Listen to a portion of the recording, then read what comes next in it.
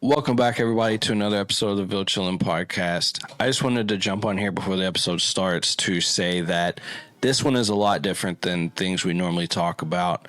We normally talk about festivals and art and parks. This one talks about some much more important social issues. So, with that being said, it's not necessarily for all ages, so please keep that in mind as you're listening. However, the subject being talked about and the guest that we have is very, very important. Our friend Donna is doing amazing work through the Commonwealth, the city, and across the nation. And Ashes to Flame, it's a hard read, as I've said in the episode, but it is so important to things that we need to make sure we change as a country, as a culture, as a Commonwealth, and everything in between. So please, if you haven't read it, make sure to pick up a copy of Ashes to Flame. And again, keep in mind this episode isn't necessarily the best for all ages. With that, I hope you find the discussion interesting. I hope you find it enlightening, informative, and everything in between. And we'll get right into it. They're off in the Kentucky Derby. Interest of the greater good for me to smoke a joint and calm down.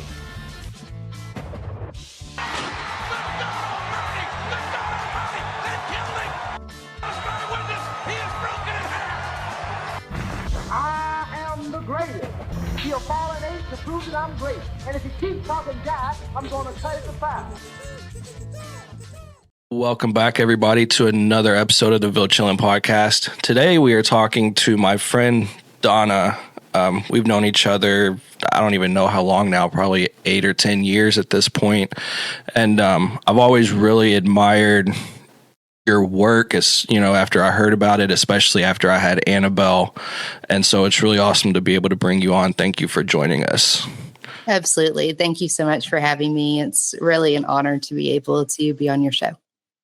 So to start off, full disclosure, I took something from your Facebook page because I think it was perfect. You know, when you, in the bio, you have mother, author, speaker, advocate, or mother, writer, speaker, advocate, and then author of Ashes to Flame. I think it's really important, or I think it's a cue in my mind that you put mother first. Yeah. I think that's really cool. So, I mean, you definitely have your hands full. You do a lot. I know it's what, college season now for Willow, isn't it? So, a lot going on.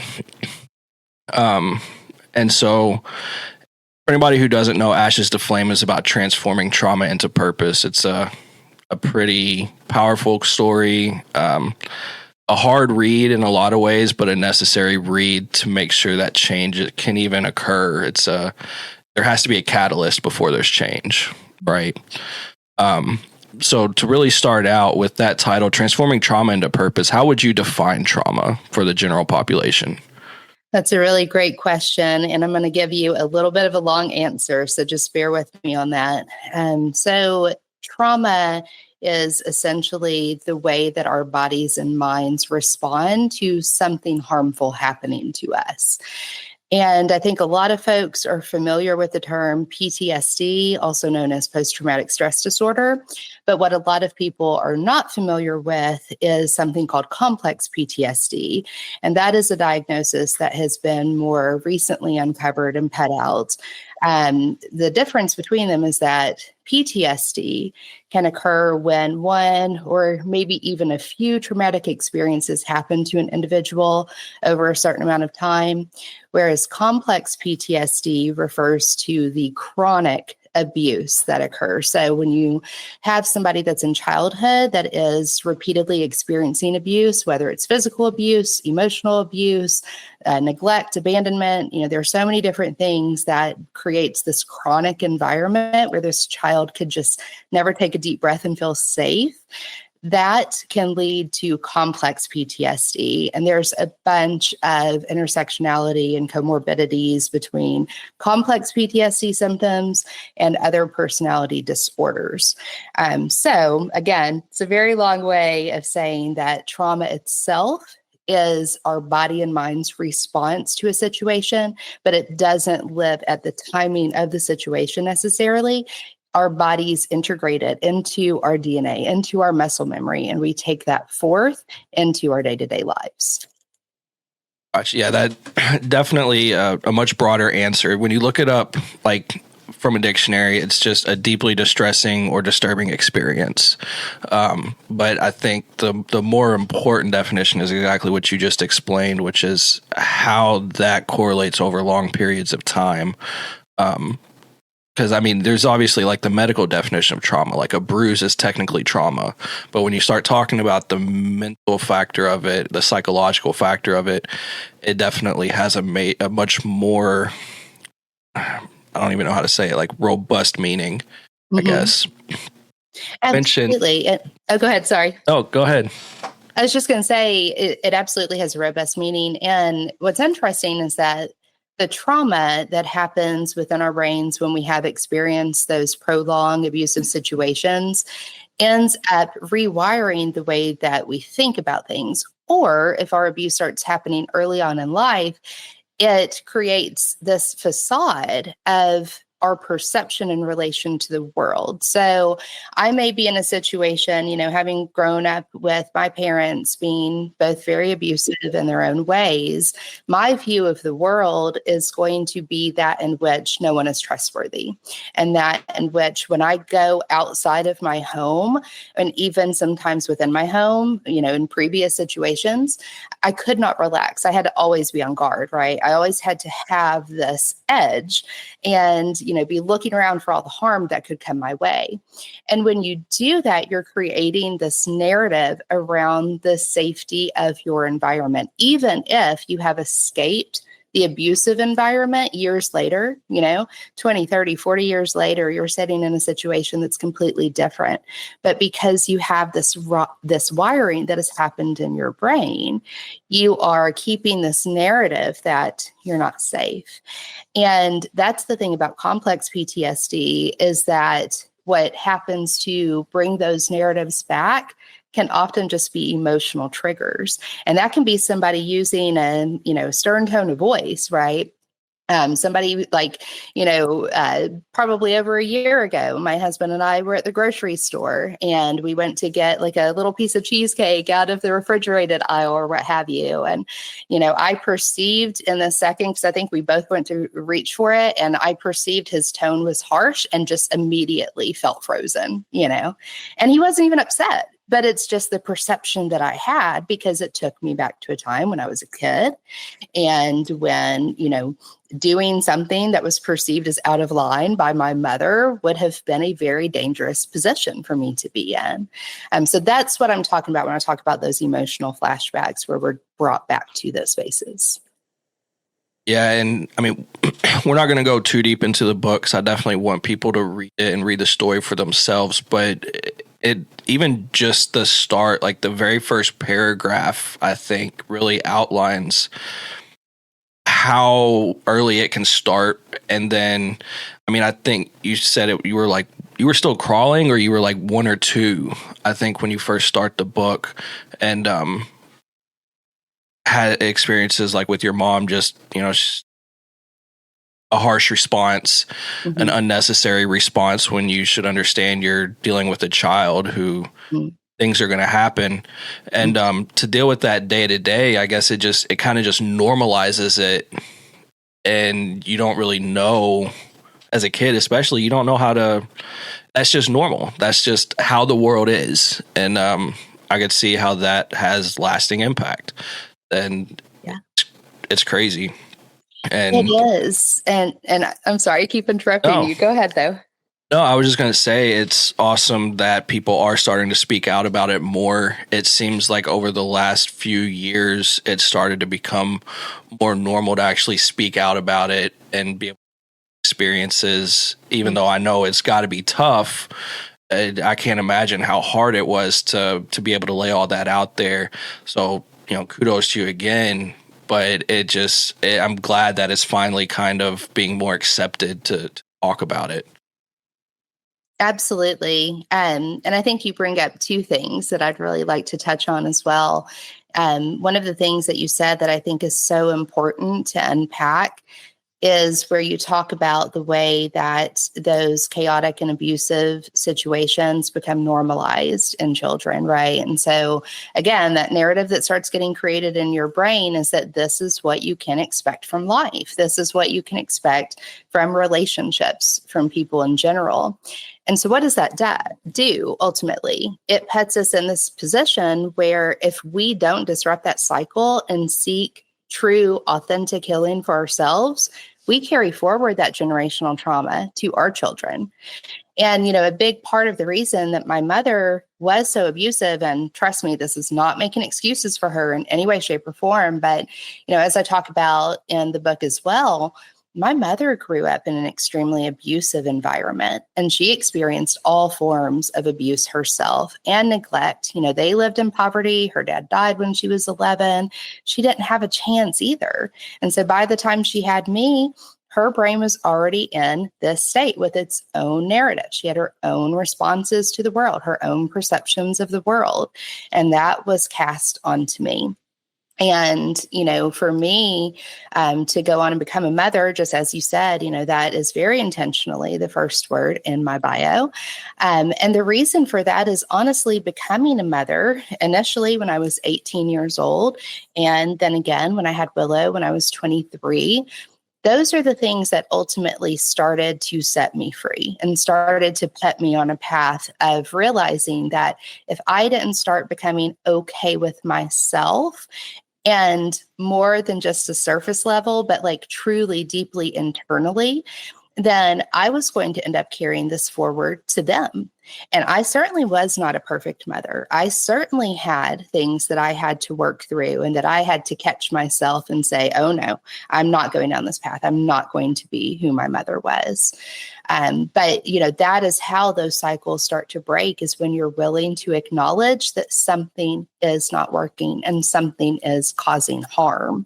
And when you're willing to face that, and when you're willing to say, I'm willing to do the work on myself to make this stop, that is where you start to break those cycles. Yeah, and that was going to be one of my questions too. Is, how did you go about making those changes? Obviously had to make within yourself to make sure you didn't put that view of the world. Mm-hmm. That's that changing ourselves is never easy, especially with things that. Mm-hmm. And but seeing, knowing that having children was kind of the catalyst to say, I'm not going to give them the same outlook that was forced on me. That's definitely a start. And it's hard for people to recognize they have to do that. But right. I mean, having known you for how long I have, and I've met Willow several times, she's awesome kid. You've done an amazing job. Thank you. Going places. She is, for sure. I think, honestly, it was a matter of starting to see, especially with Willow. And, I go into detail in the book about the experience with my oldest daughter, who I'd very limited custody of when she became older. I go into all the details of what contributed to all of that and everything in the book. But I did end up getting, 3 years in as she was a bit older with my oldest daughter. And we do have a relationship now where, we do talk on occasion. On occasion, we'll meet for dinner and such. And so there's definitely efforts to repair the years that we did not get together. But for Willow and, being in a position with her where I was able to be there from the very beginning. And I was the consistent, safe adult that was in her life from the very beginning. Seeing the way that her own inner child would emerge as she's at these incredibly tender ages started touching my own inner child, And so I started recognizing her innocence, that I also had innocence. And when she would we would walk through the park and, be in this world of play where we're recognizing all the colors on the trees and, how the earth feels beneath our feet and all of that. It was just like I was rediscovering the world in a way through her eyes, because I didn't have the chance as a child at her ages to experience the wonder of the world in those safe, joyful ways. And so my inner child started becoming seen as I was witnessing her developing her own. And being able to lean into that tenderness meant that I got to start being more tender with myself. And so over the years, during my 20s, especially once I escaped, a very abusive situation with my perpetrator, my 20s very much became focused on stabilizing financially and making sure that I got an education so that I could build my career and, all these things. But it was also about encountering those childlike moments where I could honor my inner child while I was raising Willow. And then as I started getting into my late 20s and, my early 30s, when I began the advocacy work, I started at that point realizing that, all these little things that were coming up for me, like the fact that I also very much enjoyed My Little Pony, right? When Willow was watching that too. Annabelle loves that right now. That were to be celebrated because it was me saying that young part of me that never got attention and that never got acceptance, I could give that to her while I was giving it to my baby girl as well. That's so, that's an awesome way to be able to experience that. And, at least you got to feel that way, re-experience childhood almost in a way while that's really powerful, I think. And it says a lot about the path of healing that comes along with trying to beat I guess you can never beat trauma, but you can at least not let it rule your life. And that's such a way to look at it. Absolutely. And I think that's very powerful what you just said, right? It's not a matter of beating trauma, and it's not a matter of trying to eradicate our past, because we can't do either. But what we can do is step into our higher selves and our more sovereign selves and recognize that as these adults that we have become, and as we lean into those parts of us that deserve healing and that we, pour into that healing, that we're able to gather up our inner children, so to speak, right, and bring them with us on this journey. So if that's a matter of me, sitting with that little 5-year-old girl that I was when, I confided something in my mother only to be extremely dismissed and abused even at that moment, I can sit with her when her fear starts to arise, and I can recognize it and I can witness it, and I can pour in love and patience and kindness to it. Same with my adolescent. My adolescent is a pissed off 14-year-old girl, let me tell you.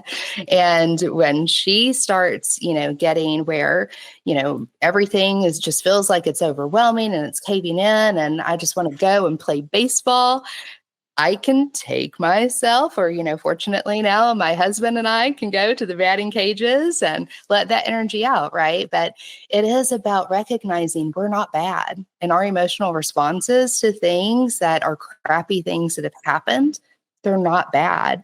We are worth loving, we're worth celebrating, and we are worth honoring exactly where we are. Absolutely. I don't think there's really a to approach it, really. So moving on a little bit, for anybody who doesn't know, hasn't read the book, but you've spoke about it multiple times. You ended up getting married at a very young age, right? It's 16? Yeah. 16? Mm-hmm. And someone much older than that. Right. And that's the advocacy work that you've done there, I think, is really powerful. And I know you worked with Andy Bashir, right, to help change the child marriage laws in Kentucky. Mm-hmm. What are some of the stats? I know they're in the book, they're in the epilogue, I think, of the book, and you've shared it in numerous places, but what are some of the stats that go along with child marriage that you would share? Mm-hmm. So yes, in the state of Kentucky, prior to Senate Bill 48 taking place, which took away the ability of children to be married with parental consent, prior to that taking effect, between the years 2000 and 2015, there were almost 11,000 children that were married in the state of Kentucky alone. When we look at this on a national scale, most recent statistics have shown that even with some states having passed child marriage legislation that would prohibit children from being married through parental consent, we still have had nearly 300,000 cases of child marriage occur since the year 2000. And what's incredibly important to note about this is that a lot of people think, well, if kids are getting married, it's this Romeo and Juliet situation where it's two 16-year-olds or two 17-year-olds and, maybe they're pregnant, or what have you, right? But they very much see it as two teenagers in love. When you look at the statistics, the overwhelming majority of cases of underage marriage involve a girl that is young enough, with the age disparity of the person that she's being married off to being so great that if it hadn't been for the marriage license, it could have been prosecuted as a statutory rape case. And that is one of the things that we found in the state of Kentucky. Prior to us changing the law, girls under the age of 16 could marry. There was no minimum floor. There just had to be a pregnancy involved. And then a judge had to sign off on that. And I know you hear that and you think, well, there's not a judge in their right mind that would sign a kid off to be in a predatory situation. But unfortunately, when we analyzed the statistics, there was a 13-year-old girl, again, pregnant, married off to a 33-year-old man, and a 15-year-old girl, again, pregnant, married off to a 52-year-old man. And then when we start looking at the 16 and 17-year-old population, again, that age disparity was so significant, it could have been prosecuted as statutory rape. And that's in Kentucky. Yes, that's in also multiple states. There are only, I believe at this point, 11 states altogether that completely ban child marriage, meaning the age of 18 is the minimum. We continue to work on legislation. I will say that one of the things that was so empowering about having that legislation passed in 2018 was the fact that when Andy Beshear was our Attorney General, he formed what he called a Survivors Council. And that Survivors Council was comprised of many survivors across the state of Kentucky who had gone through horrendous crimes. And because they had been through those horrendous crimes, they knew the failing of the community, they knew the failing of the system, and they had the voice to be able to speak up about it. And that is how I got involved initially in changing the laws in Kentucky and then beyond, was because I was given a platform by our Attorney General at that time, Andy Beshear, to be able to say, this was my experience. This is how the system failed me repeatedly. And this is what we need to do to make sure this never happens to another child.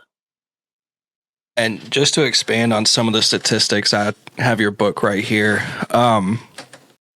Child brides have a 23% greater risk of developing serious health conditions such as heart disease, diabetes, or stroke.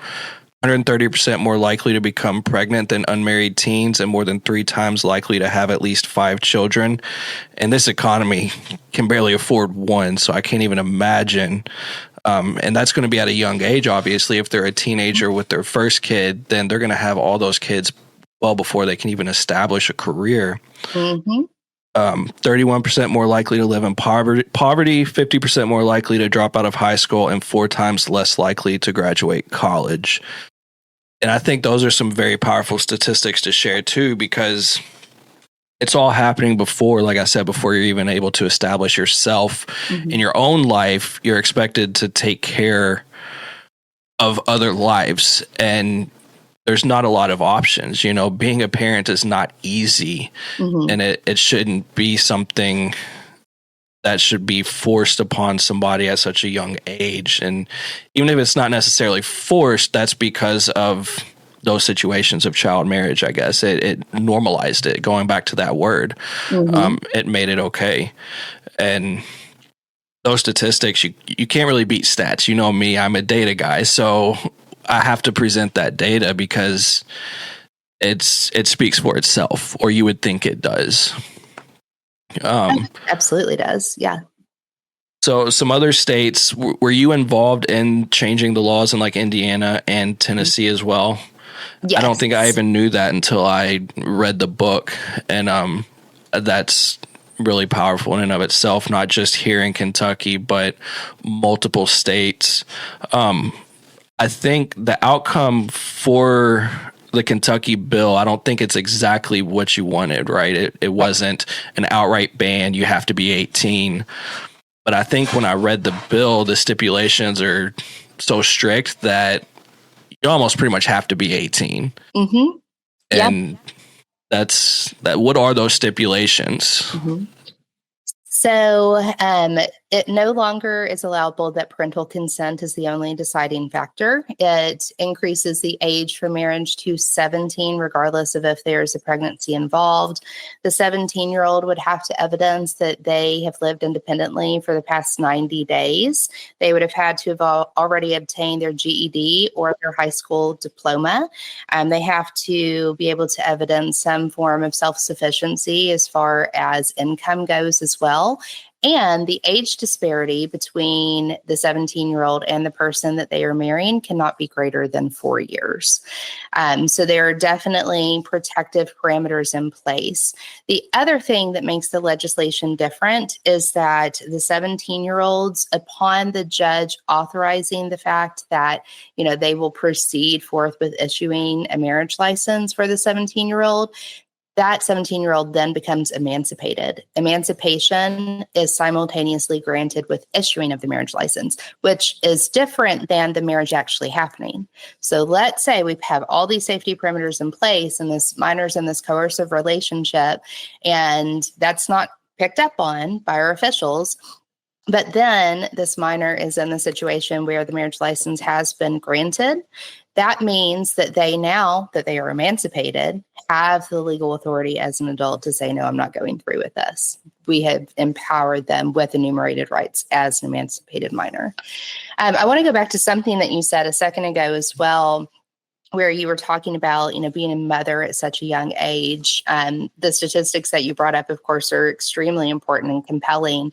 And you were talking about having multiple kids early on as well. Statistically, girls who marry under the age of 18 will have 5 children by the time that they're 25 years old. And let's also talk about the fact that without those legal rights, as an adult, you don't even have consent to your own health care. So let's say you get pregnant and you miscarry. Well, unless your, adult person that you married is willing to take you to the hospital, then you can't even consent to treatment for that or any other ailment that you may end up having. Same with treatment for your kids. How are you going to take your kid to the pediatrician if you can't consent to their healthcare because you are a 15-year-old girl, right? So there's so many different problems centered around the power imbalance between kids that are married and these adults that they're being married off to. Well, and to add to that, I think I also learned in your book that even if you decide you want to escape that situation, most women's shelters won't even take you in if you're not 18. Yes. And I will say that from what I've heard from working with the Kentucky Center Against Domestic Violence and the Kentucky Sexual Assault Programs, present day, they would not be as strict as they were back in the year 2000, 2001, when I was experiencing this. But yes, at that time, you couldn't even go to a domestic violence shelter. And I will tell you that in the state of Kentucky, I think we've gotten better about that. That's not the case. I've talked to survivors from across all over the U.S. who have said that even present day, they have restricted access to protective factors. The other thing about that is that when you are a married minor, you no longer have access to child protective services. So you're in this legal gray area because you're not an adult, and you can't make adult decisions and you can't enter a contract on your own, but you also do not have access to be protected by CPS because you're not considered a kid anymore. So it just places these child brides, and including myself when I was 16 years old, in these horrible situations where you're just trapped until, you can find it within yourself to get out. And even, during those years, the brainwashing by predators is very real. And it does continue that narrative that you hold within about how limited you are, how limited your options are. One of the things you said too, Aaron, that I want to touch on really quickly as you were going through the stats as far as, the health issues, the poverty, all of those things. We can not talk about, as a society, as a country, we place so much emphasis on eradicating poverty and on eradicating lack of educational opportunities and on doing away with addiction, right? Ensuring that, programs are operating efficiently to address addiction, alcoholism, and all of that. All of these are symptoms of generational trauma. I mean, think about it. If you are in a situation where, your parents were extremely abusive, maybe they used alcohol as a form to cope or what have you, and you bore witness to that and you carry that on into your life. And so you're not able to really cope. And when you're not able to really cope, you can't really hold down a job. And when you can't hold down a job, you don't have access to health insurance, especially with the way that Medicaid and Medicare is going right now. And so where does that take you? That puts you in a situation where you're sick all the time. And when you're sick all the time, you're in this cycle where you cannot work. And then that passes along to your children. And your children are in a situation where they can absorb the information they're learning at school. And so the cycle just repeats. We have to begin realizing that in order to stop the bleeding of these situations, we have to pass common sense legislation that would end child marriage, that would lessen the restrictions of the statute of limitations, especially around reporting sex crimes, and that we are redefining what statutory rape is as well. Those key things, passing legislation immediately that would stop that bleeding, would allow our families to be able to start the authentic recovery process. And therefore, 25, 30, 35 years from now, hopefully we would not be having these same conversations at the level that we are right now. Yeah, I definitely agree with all of that. And I mean, I do think strides have been made probably since the year 2000, since people have been not since 2000, but in the last 5-10 years at least, change is happening, right. But it's a process. And that's all of the change that has happened is thanks to people like you and other survivors, other people out against it. People like Andy Beshear as Attorney General forming councils like he did. And in a large way, it's up to the politicians too, because when it came to Senate Bill 48, wasn't it? It wasn't just a blanket approval. Right. There were still people who were against it. And that, for me, it blows my mind that people could be like, oh, no, it's not that big of a deal, essentially, is what they're saying. Absolutely. Well, and what's interesting is that we weren't even going to get a hearing in the Judiciary Committee. So when legislation initially gets filed, it is placed in a committee that is representative of the type of legislation that it is, right? And since this is legislation that could impact the way that judges make decisions and the type of cases that come before judges, it was referred to the Judiciary Committee. And they had the bill. They were not going to give us a hearing. And had it not been for consistent lobbying, I mean, I was literally showing up in Frankfurt at least twice a week for probably about 3 months to talk with people I had never met before. And, Aaron, you know very well what an introvert I am. So, for me to be showing up, total imposter syndrome, going through the halls of Frankfurt, trying to shake hands and introduce myself and talk about this legislative initiative that was so important. It was very overwhelming, but it was also very worth it. And, fortunately, we did have some politicians that did very much believe in the effort as well. Senator Julie Rocky Adams, who is still in the state Senate, she actually sponsored the bill and did a great job, pushing against the lack of engagement from some of the other folks. I will say that when we eventually did get that Judiciary Committee hearing, I did have a lot of resistance come up. But I was also able to address that because one of the most outspoken people against the idea of changing the child marriage age is also a very conservative Republican that places a lot of emphasis on family values. And when he spoke out against what I was trying to accomplish for the children of our Commonwealth, I told him that when you look at the statistics, 83% of underage marriages result in divorce. So if we are talking about preserving the family unit, we need to stop putting children in positions that they're just not ready for. Absolutely. It blows my mind again that it wasn't just blanket support, but then again, like you said earlier when we were talking about the child marriage before the bill, most people would see that and think, well, no judge is going to approve that anyways. And overwhelmingly they did. Because at the end of the day, the judge is there to interpret the law and make a ruling based on the law. Right. There's exceptions to where they can say no, but their job isn't to let feelings get involved. Their job is to interpret the law and essentially execute the law, or, make sure that it's just it's being done legally. And so it requires getting in front of the politicians and everything. And I'm so glad that it is continuing to spread out, I haven't looked into what changes were made in like Indiana and Tennessee. Were those like blanket bans, you have to be 18, or were they kind of similar to what happened here in Kentucky? Those stipulations. Very similar to what happened here in Kentucky. Actually, the state of Tennessee, which is where my marriage at 16 took place, they actually took the bill language that I had worked on with folks at the Tahoe Justice Center and, of course, with Julie Rocky Adams as well.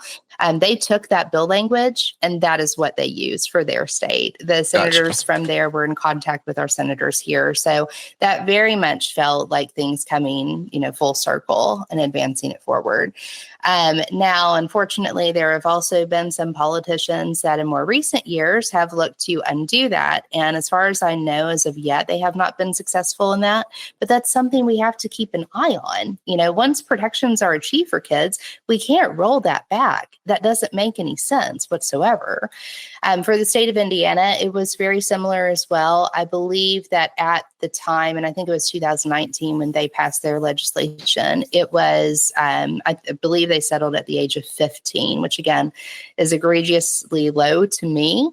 But one of the things that somebody told me when I was lobbying for Senate Bill 48 was don't let good be the enemy of perfect. And, whereas it's not exactly good, it is progress. And when you're talking about states that have zero protections for kids in this regard, to be able to achieve something is a reason to be hopeful of what can come in the future. Yep, absolutely. It can always be improved upon, and it's easier to improve upon it than have to get it going in the first place, or God forbid it gets repealed or whatever, than having to do all that work all over again. Better. So moving past that a little bit, you were actually part of a documentary on child marriage, right? And that was a national documentary. You talked about being an introvert. For one, did that happen before or after some of the changes that were made here in Kentucky? And then what was that whole experience like? Yeah, so that actually happened simultaneously with the changes happening in Kentucky. I was approached just by someone finding my website and, having seen other interviews and such that I had done. And they said A&E was going to be putting together this documentary on people that had been married underage, and they wanted to highlight the problematic nature of that and talk about the advocacy to change laws. And so, I did a video interview with them, and they said, this is great, you're in. And the next thing you know, I have producers flying in here from, New York, California, all of that, with film crew to follow me around and the advocacy efforts, as well as, do some one-on-one interviews about my history. It was extremely daunting, to be honest. It was extremely exhausting. I think what is unseen about that time in my life is that not only was I doing this advocacy work, I had a film crew following me around. I was giving at least 2 interviews to national media per week virtually, whether it was over the phone, whether it was in front of a camera, whether it was people coming here. I was having reporters fly in from England. We had Finland correspondents coming here, and it was just crazy the way that it blew up. So, I'm in the middle of doing this healing work and using my healing work in this advocacy movement. I'm still working full time. I was still working for the employer where, you and I met previously. So I was still doing that, and I was launching a nonprofit, and I was still taking care of, my then 9, 10, 11-year-old daughter, right? Ville was much younger. So all that to say, I was burning the candle at both ends and ended up crashing after doing that for like 4 years consistently. It was a big lesson learned for me about the importance of self-care, and an even bigger lesson in realizing that in advocacy, it's not a sprint, it's a marathon, right? And so getting really clear about attainable goals and the time frame that you are going to put forth energy to attain those, that is something that very much started to open my eyes of how I was living my life, even through that process of advocacy, in survival mode, where everything has to happen right now. And everything has to be done perfectly. And I have to be the best that I can be in every situation. And everyone has to see me as so strong. Being able to come back from that and realize, ooh, that entire time frame was symptomatic of me having complex PTSD. That in and of itself was freeing. Yeah, you were still very much in your own healing process. I'm sure that's still a day-to-day anyways. And so taking on so much, like you said, it's symptomatic of just got to do it. We got to do it all now while the opportunity's there, while it's being presented. But I can't imagine. I know you were very busy when we were working together and stuff. And I don't think I really understood quite how busy. I think some of this happened before we really actually started working on the same team. Mm-hmm. But then you continued to do more after that as well. Like it was Zonta International, right? When you went to Finland. Right.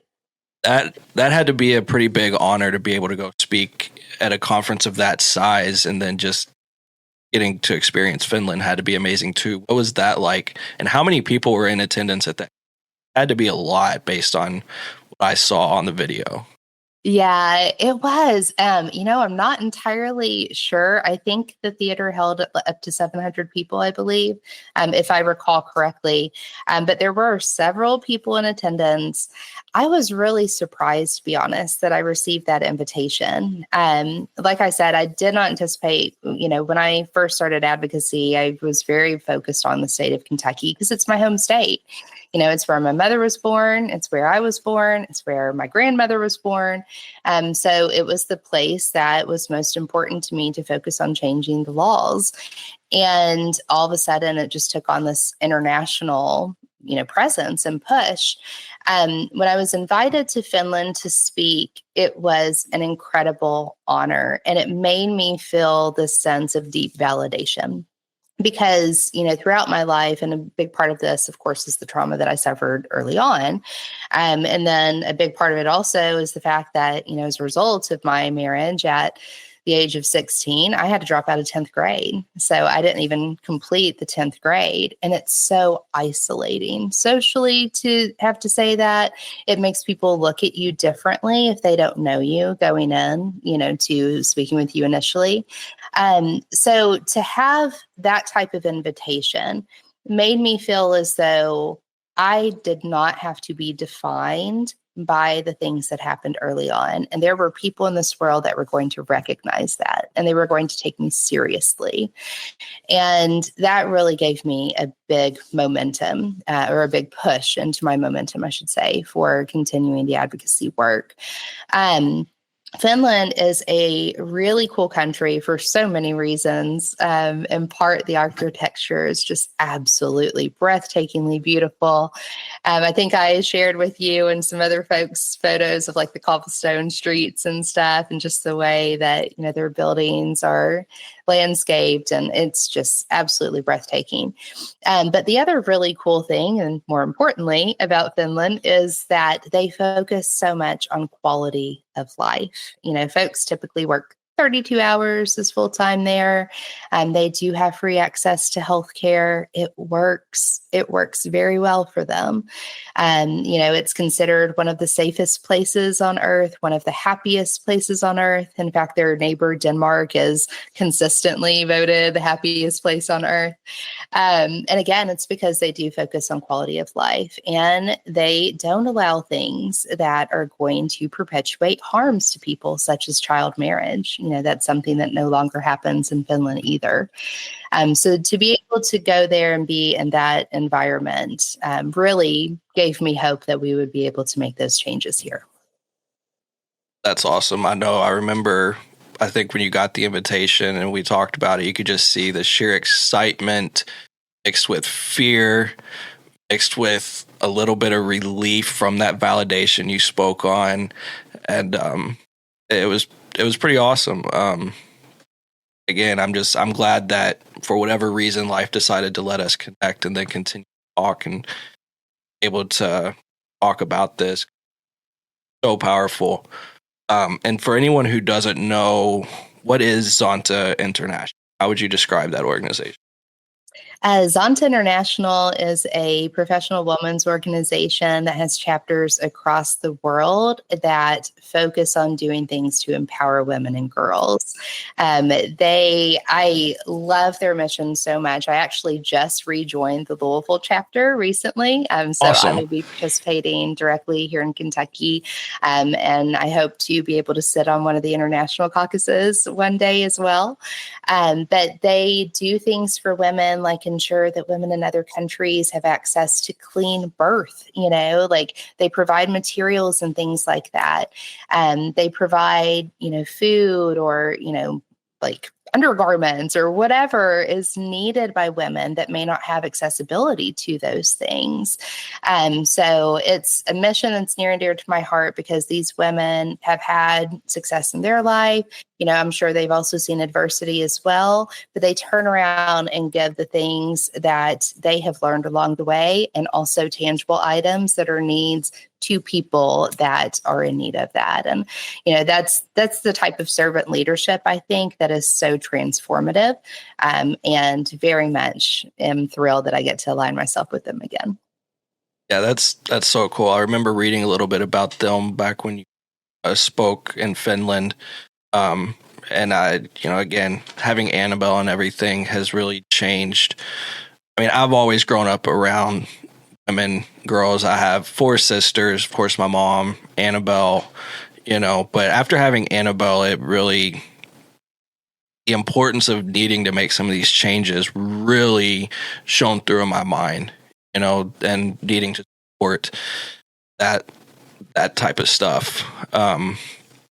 So continuing the theme of giving speeches and stuff, did you speak in front of Congress recently as well for the National Congress, I guess? I did record a video to submit to Congress. Okay. Funny story about that. It was actually happening simultaneously with my husband and I doing Willow's college tour in the Northeast. So I was not able to break away and go to DC because we had already committed to that, and that was kind of a big deal. So yeah. I did submit a video that was sent to Congress, and that was in support of the legislation that was filed in the United States Senate back in August. And I believe that bill number is S4990. It was sponsored by Senator Dick Durbin, and it would call to end child marriage in the United States and study the problem to be able to have those statistics to evidence the fact that it needs to happen. And the name of the bill itself is called the Child Marriage Prevention Act. I do continue to submit. In fact, I'm going to be submitting video testimony in the state of Washington very soon as well, because they have legislation that's going through. So we're continuing to work state by state while there has not yet been action that's happened with the federal pending legislation. It's cool that it's at least being looked at, though. Again, not perfect, but it's progress that it's even being mentioned, that it's being talked about Right. At such a crazy level, or a high level. This might be a little bit of a loaded question because it's Derby weekend, but there have been reports and things about trafficking and stuff at Derby time. Mm-hmm. Are there any statistics to actually show that have been, that have been made public? Because it really for something that's supposed to be such an important event for Kentucky's history, Louisville, it can cast such a dark shadow on what should be a shining, prideful moment for Kentuckians. Absolutely. I'm glad that you brought that up too.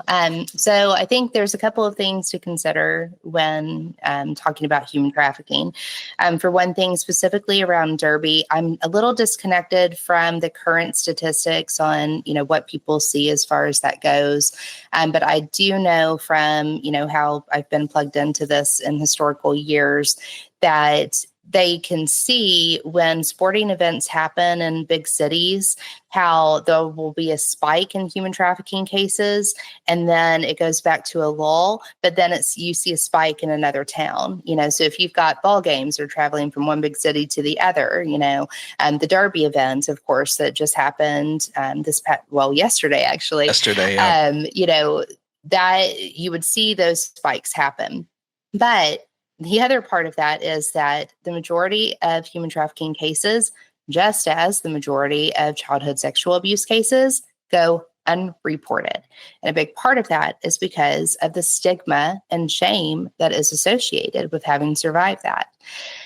The other part of human trafficking that's so important to keep in mind too is that, yes, whereas these big sporting events like Derby or what have you may generate higher numbers of trafficking because that's where the big parties are happening and such, that doesn't take away from the prevalence day to day of trafficking survivors. And the other thing is that, the society and the media tends to portray trafficking situations where, this creepy white van pulls up and someone hops out and they kidnap someone, right? That is how it's portrayed. That is a very small percentage of what actually happens in trafficking cases. In an overwhelming amount of trafficking cases, well into the 90%, it is between a person and someone they know. And often it is family.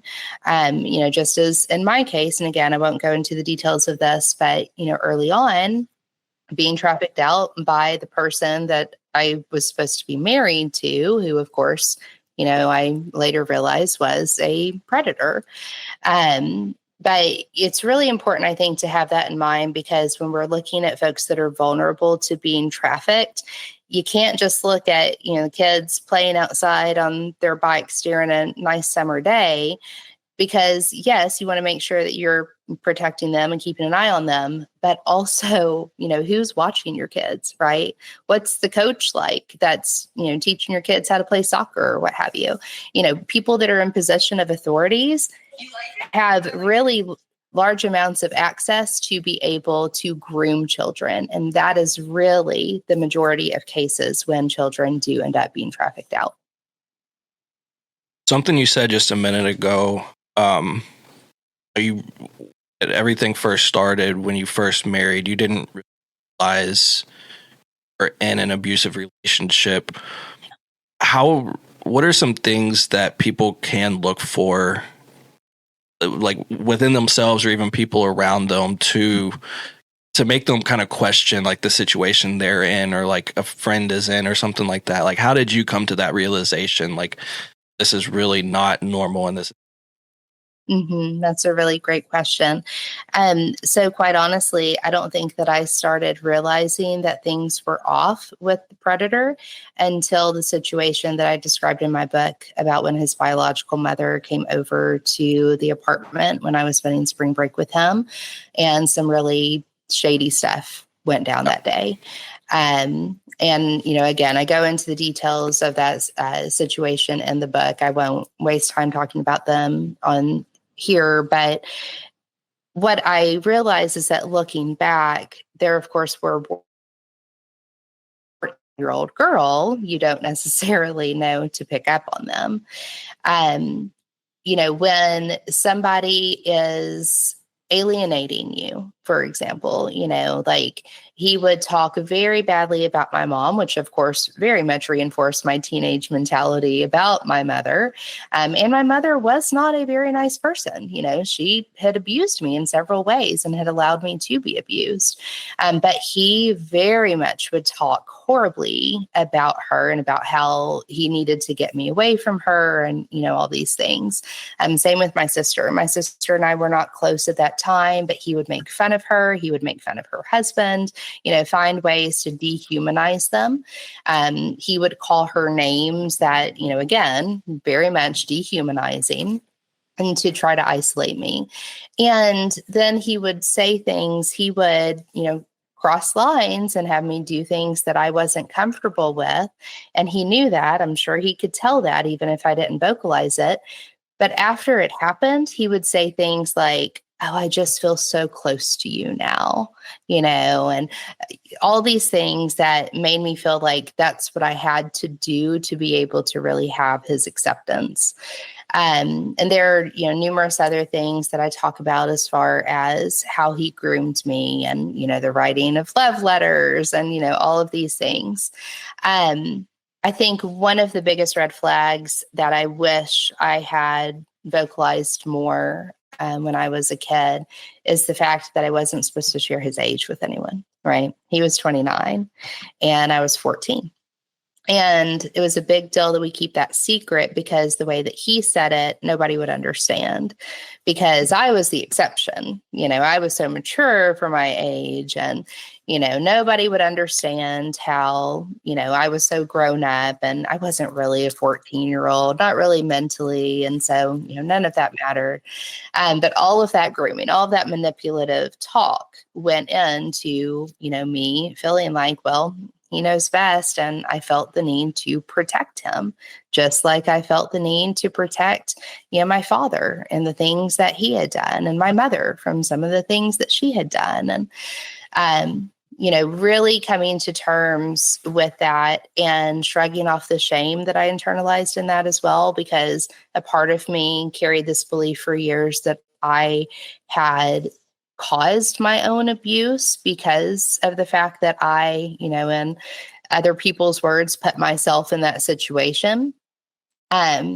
I really had to work hard to shake off the shame from that and realize that no, the person that was responsible for abusing me was the person that abused me and the people that abused me, not me for being in a situation that I was vulnerable to.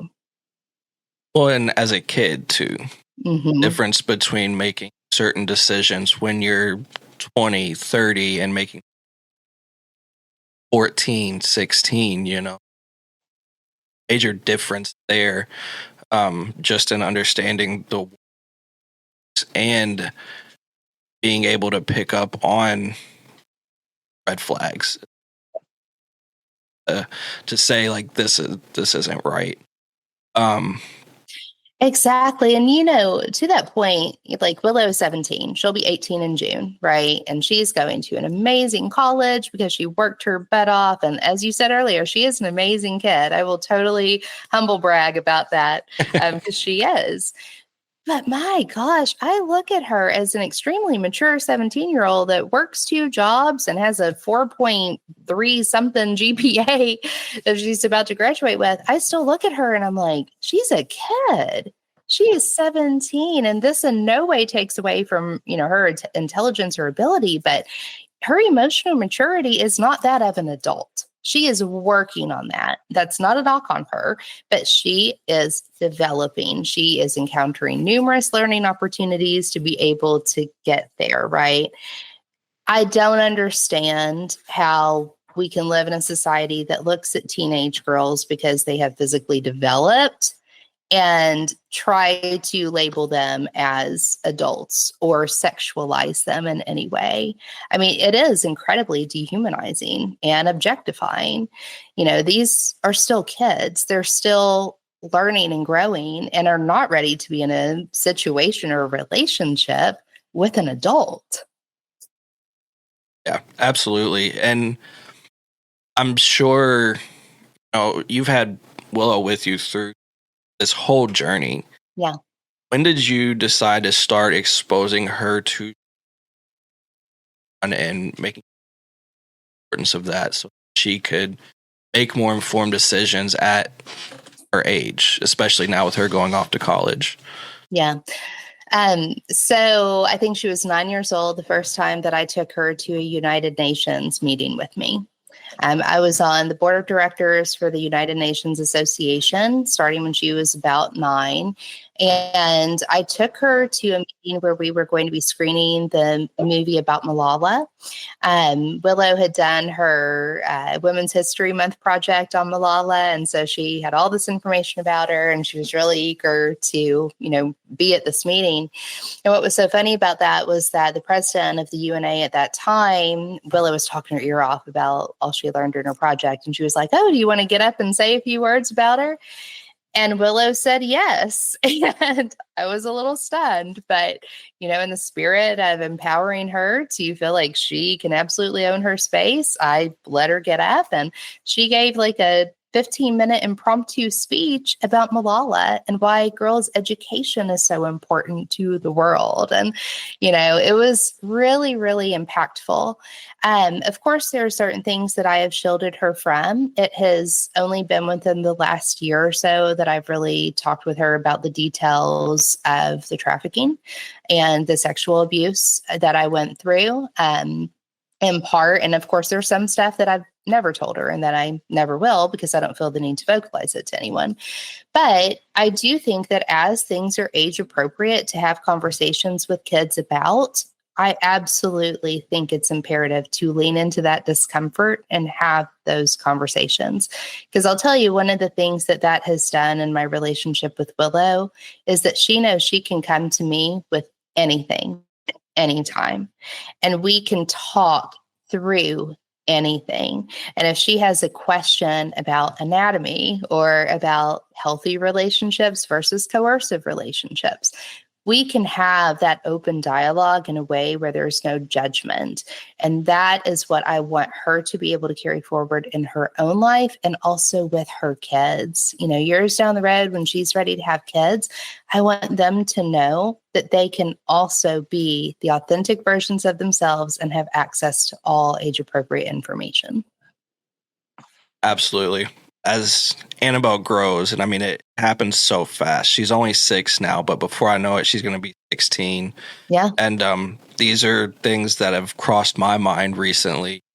I mean, it starts small, of course. It's like, well, she's still young, but, but the more she gets older and, she's going to school and talking about kids having crushes at school, I'm like, you're in kindergarten, kid. Like, let's slow it down a little bit.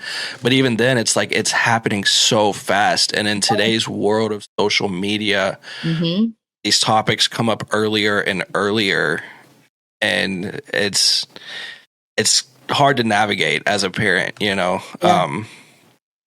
but all we can do is just what we do. Like, even though they're going through these things at, such a young age, like you said, having crushes in kindergarten, right? Yeah. It's like, where did that come from? But at the same time, that's how they navigate being in relation to others, right? So they're aware that different relationship dynamics exist in the world, and who do they want to spend time around? Like, what are attractive qualities? I'm not talking about physically attractive qualities, but what are qualities that other people possess that make them want to be around that person? Like, these are all things that just open up these really beautiful opportunities to lean into these conversations with kids and understand better. Like, oh, well, if, you have a crush on Jack, what is it about Jack that makes you feel good, right? Like, do you like playing soccer with him or, anything like that? Just really being able to use those as conversation starters with your kids.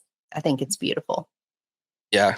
Yeah. And I mean, your point, leaning in and having those conversations, be comfortable having tougher conversations later on. Exactly. And I think that communication factor, communication's key in any relationship, every relationship. But it's so important when they're young to have open avenues of communication.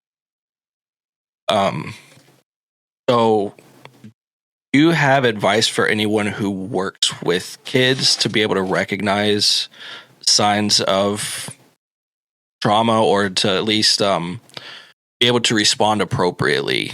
Mm-hmm. What I mean, I don't know. Absolutely. Yeah, and I'm glad that you brought this conversation up too, because I'll share with you. So Willow works for the YMCA CEP program, which is the Child Enrichment Program. It's a before and after school program. And then, of course, they do summer camp and such as well. It's a great program. I think that, their staff members are pretty well educated on things. But she was sharing with me about how, they had to have a conversation with the kids about sexual abuse.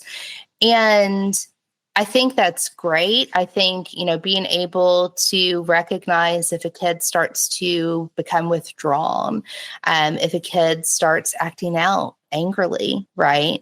If a kid starts, touching themselves or other kids inappropriately or what have you, these are all signs. And these are conversations that need to be had, of course, with the child and also with the parent.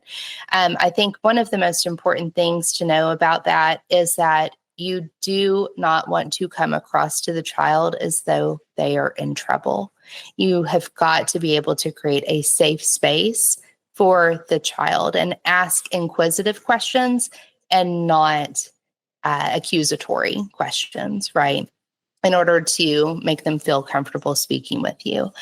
The other thing, though, and this is where I think that our communities can do a better job and our programs can do a better job, is what about the parents? Like, how are you going to have a conversation with a parent, right? How are you going to respond if a child discloses abuse to you? Because it's one thing to proactively go into a group of kids and say, we're going to talk about this today. We're going to talk about what safe touch is. We're going to talk about, what to do if somebody puts you in a situation you're uncomfortable with, or, what have you.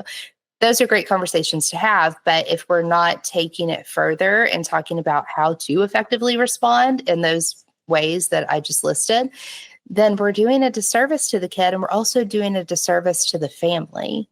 Because a lot of times, in the majority of cases, again, when kids are abused, it's someone that they know. And when you are bringing something up to a parent, you have to understand that, for one thing, the parent could be an abuser, or if they're not, then they could be have a very volatile reaction to the idea of something having happened. So you have to be super cautious in having these conversations, again, with inquisitive questions and not from an accusatory standpoint. And then also, how do you help a kid? Let's say a kid is removed and they're put into a foster care situation. A lot of time, there are a lot of great foster families. There are some that are not so great. How do you help a kid navigate being back in a school environment when they're no longer with their parents? And what about when other kids are asking questions about that, right? So again, I definitely think there's a lot of opportunity to have better training on that. And that is one of the things that I am hopeful to be able to advance forward in my position with the Juvenile Justice Advisory Board. They have done a ton of really great work on this. I think that we do have some opportunities to, really refine some trainings and figure out whose hands they belong in. That's awesome. If anybody, like you mentioned, like asking the right questions and stuff, are there any resources that people can find, whether online or in a book, or pick up the phone and call and say, hey, how do I approach this? Yeah, that's a really great question. There are all kinds of resources out there. There is an organization called Kentucky Youth Advocates. That organization can be Googled. They have a lot of really great trainings that are available. Here in Louisville, there's the Exploited Children's Help Organization, who also provides a lot of really great trainings. I do think that it's also important to recognize survivor-led trainings, and that is something that if anyone's interested in those, I can certainly be a point of assistance for that. And my website is trauma2purpose.com. Awesome. I think I've pretty much covered everything that I had. Jack, I don't know if you have anything extra. No, sorry. I've just been listening. You're amazing, Donna. Thank you. Thank you. Thank you.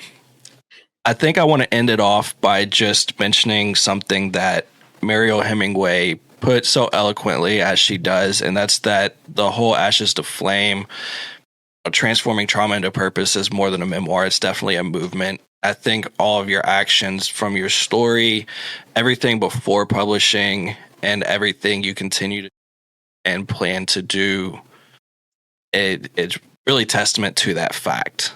And so I think that's awesome. It's awesome that she took the time to say everything she did anyways. I know that review can be found, I think, on your Facebook, maybe even on your website. But I think that really hit the nail on the head with just that one sentence. So thank you for everything you continue to do. It's making a better world for Annabelle. And I mean, obviously, that's my perspective. That's the most important thing to me at this point. Absolutely. But it is so important on a global scale. So thank you for giving us your time. Thank you for being so transparent. Again, there's a lot more detail in the book, but if anybody hasn't read it, they definitely should.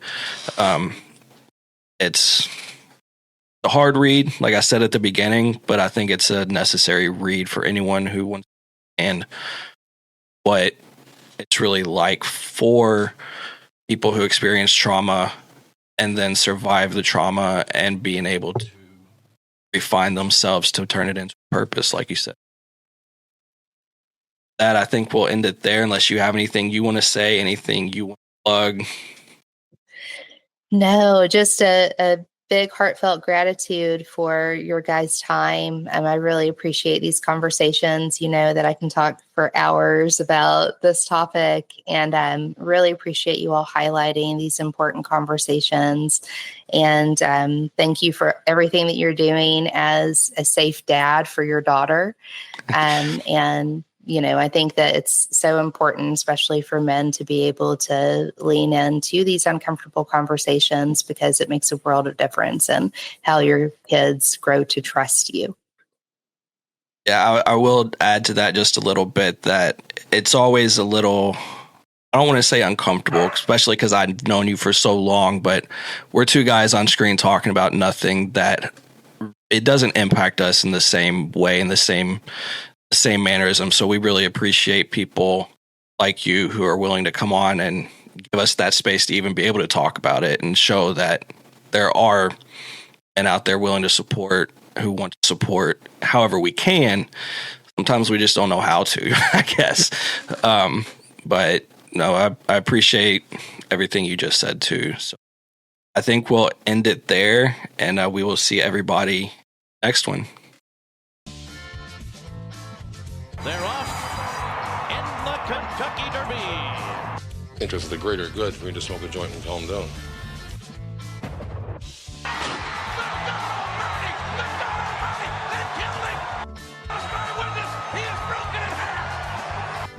I am greatest.